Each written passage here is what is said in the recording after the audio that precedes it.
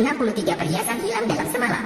Tapi polisi tidak menemukan petunjuk. Orang yang bertanggung jawab atas berangkas itu menjadi satu-satunya tersangka. Karena menurut layar pengawasan, dia satu-satunya orang yang masuk dan keluar dari lemari besi. Namun saat polisi mempertanyakan, dia langsung bilang dia tidur di rumah tadi malam.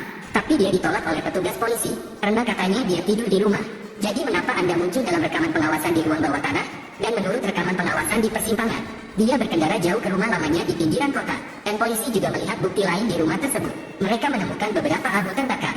Dan bahannya identik dengan label informasi pada perhiasan tersebut.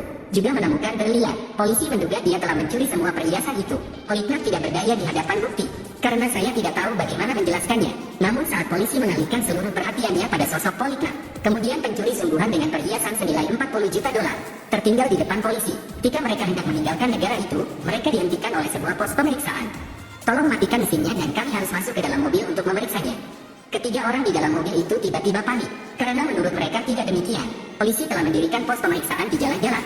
Jika mereka melihat perhiasan disembunyikan di dalam mobil, tidak mungkin mereka bisa melarikan diri. Karena mereka tidak dapat melarikan diri, ketiganya bekerja sama sehingga mereka dapat memeriksanya. Hanya sekedar mengecek mereka membuka laci yang berisi kotak perhiasan. Ketiga orang itu ketakutan dan berkeringat dingin. Saat ini, polisi mengeluarkan botol yang mencurigakan. Lalu Lev mengatakan di dalamnya berisi abu mendiang istrinya. Dia hanya ingin membawa pulang mendiang istrinya.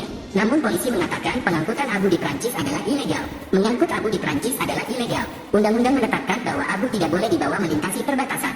Mereka ingin membawa ibu pergi?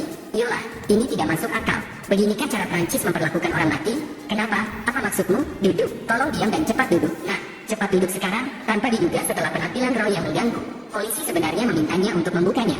Mereka memintanya untuk membuka kotak itu dan memasukkan toples berisi abunya. Mendengar itu, ketiga orang itu saling berpandangan. Tanpa diduga, Cameron mengambil botol itu dan berlari keluar. Hentikan dia.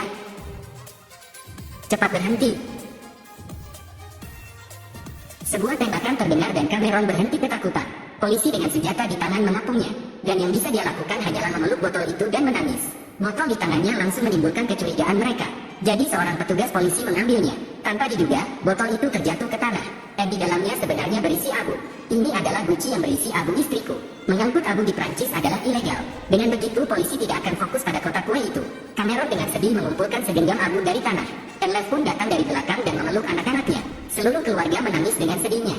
Hal ini membuat mereka merasa bersalah.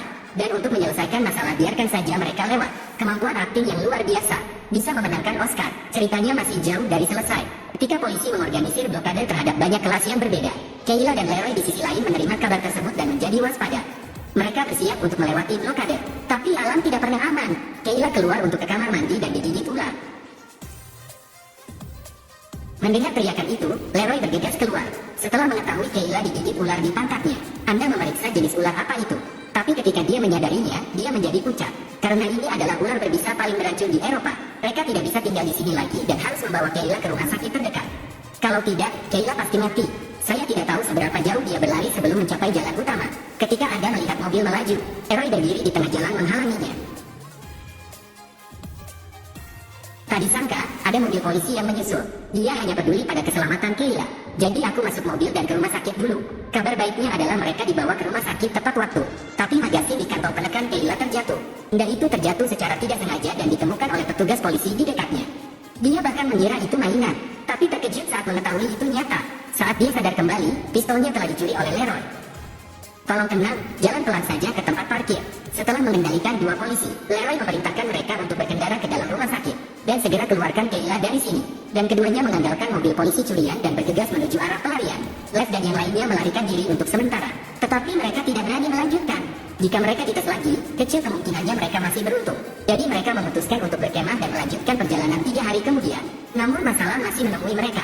Lev merasa tidak enak saat melihat ini. Setelah polisi pergi, dia langsung memeriksa kotak perhiasan tersebut. Mei masih utuh di lemari. Roy, aku akan pergi menjemput Berlin. Kalian berdua, tolong hapus sidik jari di mobil. Harus memulai rencana meerkat sekarang. Kita mungkin mendapat masalah. Namun ketika keduanya selesai membersihkan mobil, polisi mengepung mereka. Situasinya tegang. Setelah sinyal, polisi bersenjata mulai mendekati kendaraan tersebut. Dan ada juga penembak jitu yang membidik ke jendela. Jika ada gerakan lawan, akan langsung dihentikan. Keduanya ibarat ikan di talenan. Tanpa diduga, ada pistol yang keluar dari jendela dan menembaki polisi dengan liar. Gencatan senjata. Polisi mulai menggunakan pengeras suara untuk meminta mereka menyerah. Saat itu seorang pembicara menjulur keluar jendela dan berteriak, "Kami tidak menyimpan perhiasan itu. Jika kamu mencoba menyerang kami akan terjadi pertumpahan darah. Masing-masing dari kita hanya memiliki satu kehidupan. Mengapa tidak bernegosiasi? Tentang apa kesepakatannya? Beri kami 5 menit." Tapi kurang dari 5 menit, kepala polisi wanita menganggapnya aneh. "Saya baru saja melihatnya berjalan langsung ke mobil mereka dan membuka pintu untuk takjub. Tapi tidak ada yang terjadi. Hal ini membuat